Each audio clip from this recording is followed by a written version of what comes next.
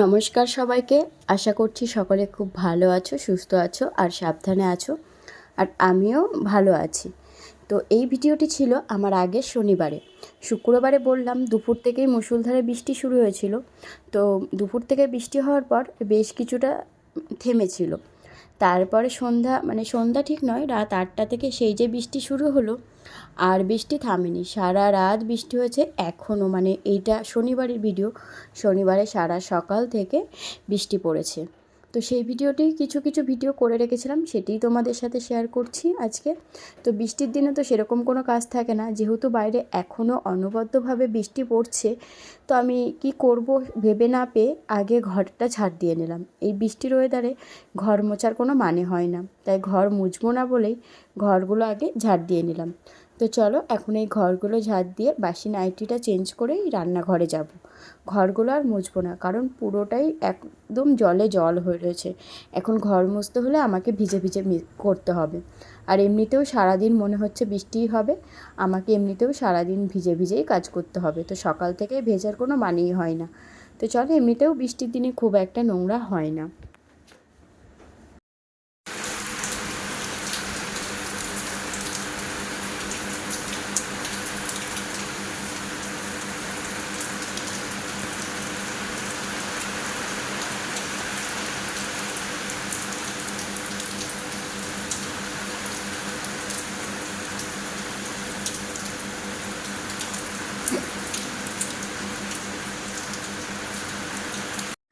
চলো, ঘরগুলো ঝাড় দেওয়া হয়ে গেছে, এখন এই টেবিলটা মুছে নিই। টেবিলটা কাল রাতে মোছা হয়নি, বৃষ্টি পড়ছিল। আর টেবিলটা মুছতে আমার সত্যিই কষ্ট লাগে, কেন জানি না। খাওয়া দাওয়ার শেষে বাসন টাসন মাজার পরে আমার এই টেবিলটাই মুছতে ইচ্ছা করে না। কালকে কোনো রকমে বৃষ্টির মধ্যে হালকা ঝিরিঝিরি বৃষ্টি পড়ছিল, তার মধ্যেই বাসনগুলো মেজে রেখেছিলাম আর টেবিলটা মোছা হয়নি, তাই এখন সকালেই মুছতে চলে আসলাম। টেবিল মুছে বাসি নাইটি ছেড়েই চলে এসেছি রান্নাঘরে। এখন সকালে টিফিনের জন্য করব। সকালে টিফিন বলতে সকালে আমরা যেটা খাবো তার জন্য করব খিচুড়ি। তার জন্য এখন এখানে আমি চাল ডাল একসাথে ভিজিয়ে রাখবো, সেটাই করছি। তারপরে এখন এই চাল ডালটা ভিজিয়ে রাখার পরে এটা আধা ঘন্টা মতো ভিজবে। তারপরে আমি এদিকে করব গোলা রুটি, সকালবেলা চা দিয়ে খাওয়ার জন্য। এখন চা দিয়ে আমি, আমার দাদা আর আমার বরমশাই খাবো। তো সেই জন্য ভাবলাম ওরা এখন ঘুমাচ্ছে, বৃষ্টির দিনটা একটু দেখবে, এটা ওটা খেতে ইচ্ছা করে। কিন্তু সেটা কি বলো তো, সেপারেটভাবে থাকতে পারলে খেতে ইচ্ছা করে। এই যে ভাববো এটা ওটা রান্না করব, রান্না করে আমি অনেক বাসন হবে, সেগুলো আমি এই বৃষ্টির মধ্যে কী করে মাজতে যাব, এইসব চিন্তা থাকলে কোনো কিছুই ভালো লাগে না। তবুও ভাবলাম যে চলো করা যাক একটুখানি গোলা রুটি। সকালবেলা চা দিয়ে বিস্কুট রোজ খেতে ভালো লাগে না, তা আজকে ভাবলাম একটু গোলা রুটি করব। তো সেই মতো বসিয়ে দিলাম। ওখানে ডালটা বসিয়েছি, সিদ্ধ ঠিক নয়, ওটা আমি গরম জলে ভিজিয়ে রেখেছি।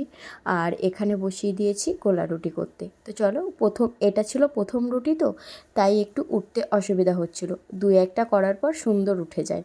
তো চলো গোলা রুটিগুলো তাড়াতাড়ি করে নিই, তারপরে রান্নাবান্না করব। আবার দুপুরে রান্নাও আছে, আর সাথে খিচুড়িও করব। খিচুড়ির সাথে করব একটু আলু ভাজা, আর সাথে করব পাঁপড় ভাজা। তারপরে দুপুরের জন্য করব ডিমের তরকারি। সেগুলো তোমাদের সাথে শেয়ার করতে পারবো কিনা জানি না, যে পরিমাণে বৃষ্টি হচ্ছে আগেই সকালের রান্নাটা করে উদ্ধার করি, দুপুরেরটা দুপুরে দেখা যাবে।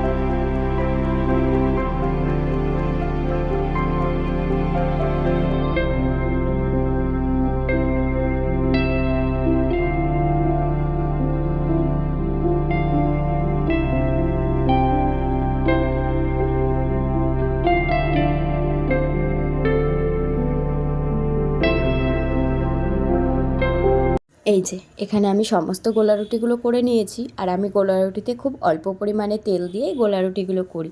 আর আমি গোলা রুটিতে অলরেডি চিনি দিয়েই করেছি। আর এখানে বসিয়ে দিয়েছি খিচুড়ির সাথে খাওয়ার জন্য আলু ভাজা, আর পাঁপড়গুলো আমি আগেই ভেজে রেখেছি। তো চলো তাড়াতাড়ি করে আলুটা ভেজে নিই, তারপরে খিচুড়ি করব। আর এখানে ছিল আগের দিনের দুধ, যেহেতু আমাদের ফ্রিজটা বন্ধ ছিল বুঝতে পারিনি, তো দুধটা জাল দেওয়া হয়েছিল না বলে দুধটা জাল দিতে গিয়ে দেখলাম ছানা কেটে গেল।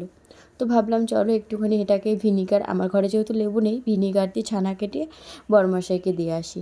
তো সেই জন্যই দুধটা ফেলে না দিয়ে ভিনিগার দিয়ে ছানা কাটিয়ে নিয়েছি। আর ওখানে আমি খিচুড়ি বসিয়ে দিয়েছি, এখন খিচুড়িটাতে শুধু ফোড়ন দেওয়া বাকি। তাই ছানার মধ্যে একটুখানি চিনি দিয়ে চললাম বড়মশাইকে দিতে।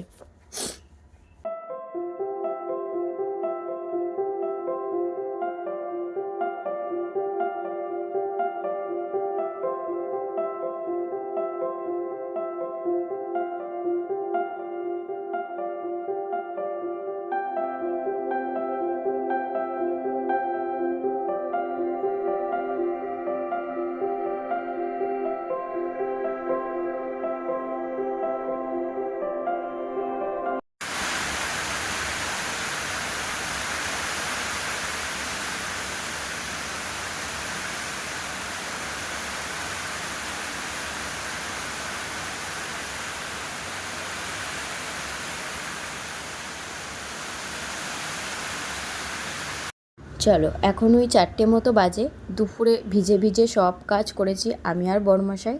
তারপরেই দেখলাম পাশের বাড়ির থেকে দিয়েছে প্রসাদ, এটা হচ্ছে বাড়ির প্রসাদ, ওটা আমরা বাইরে দাঁড়িয়েই খেয়েছি। আর এখানে চলে আসলাম সন্ধেবেলা। আজ ছিল আমাদের বাড়িতেও পুজো, মানে আমার বাপের বাড়িতেও শনি পুজো ছিল। যেহেতু আজ ভাদ্র মাসের শেষ শনিবার, তো আমার বাপের বাড়িতে একটা করে শনিবারে পুজো হয়, তো এটাই শেষ শনিবারেই মা এবার করেছিল। তো আমার খুব যাওয়ার ইচ্ছা ছিল, আমরা বৃষ্টির কারণে যেতে পারিনি। তাই মায়ের মন তো যেহেতু আমার জন্য প্রসাদ রেখেছিল, আর আমারও মনটা খুব প্রসাদের জন্য খুব ছটফট করছিল।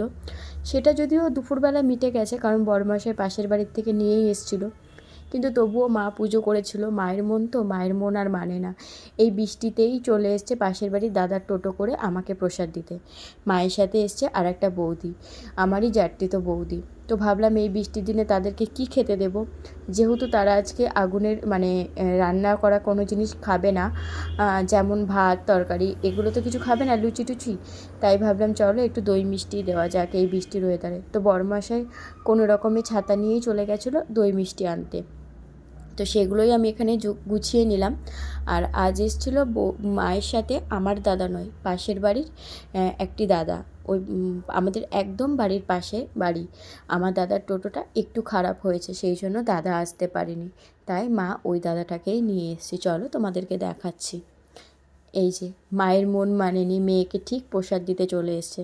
আর সাথে এনেছে আমার জ্যাঠতো বৌদিকে। আমি যখন বাপের বাড়ি ছিলাম তোমরা অবশ্যই আমার এই বৌদিকে দেখে থাকবে। এটা হলো আমার সেজু জেঠার ঘরের বড় ছেলের বউ। আর এই যে আমার ওই পাশের বাড়ির দাদাটা, খুব ভালোবাসে। তো মারা এখন চলে যাচ্ছে, অনেক মানে সত্যিই খুব ভালো লাগছে যে প্রসাদটা আমি পেলাম। এখন মায়েরা চলে যাচ্ছে, মায়েরা এসে বেশিক্ষণ বসেনি, শুধু জাস্ট একটু দই মিষ্টিটা আনতেই যেটুকু সময় লেগেছে, ওরা আর বসেনি। তো এখন ওদের যাওয়ার পালা, কারণ আমিও বেশিক্ষণ আটকালাম না, যেহেতু বৃষ্টি বাদলের দিন, তো আবার কখন জোরে বৃষ্টি চলে আসে। আর মায়েদের অনেক টিফিন বাটি আমাদের বাড়ি জমে গেছিলো, সেগুলো দিয়ে দিলাম, বললাম টোটো নিয়ে এসছে যতক্ষণ যাও। তো মা আমাকে একটা হামি খেয়ে নিয়ে বেরিয়ে পড়লো। এখন ঝিরিঝিরি বৃষ্টি হচ্ছে, আর আমার বৌদি বারবার বলছিল যে তুই বৃষ্টিতে ভিজিস না, আমরা ঠিক চলে যাব, তোর এখন বৃষ্টিতে ভেজা উচিত নয়। তো যাই হোক, ওদের পিছন পিছন আমিও বাইরে বেরিয়ে পড়েছিলাম, তো একটা ধমক খেয়ে আবার ঘরে ঢুকে গেছি। তো চলো ওরা চলে যাচ্ছে, ওদেরকে একটু টাটা করে দিই, তারপরে ঘরে এসে প্রসাদ দেবো সবাইকে।